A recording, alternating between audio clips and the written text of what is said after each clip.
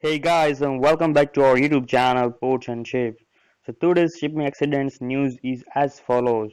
This is a very huge accident taken place. A container ship capsized and then sank.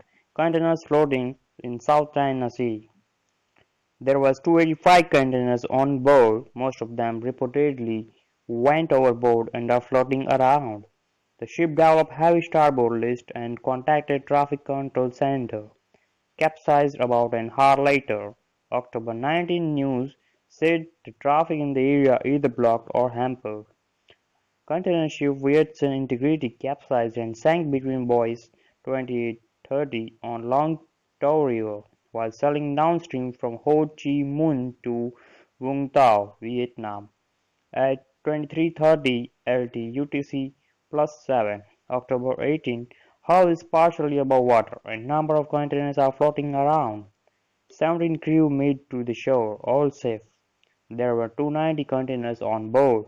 Container ship Vietnam Integrity IMO 9264776, deadweight tonnage 8015, capacity 660 TU, built 2003, flag Vietnam, manager Viet Sun Corp, Ho Chi Minh.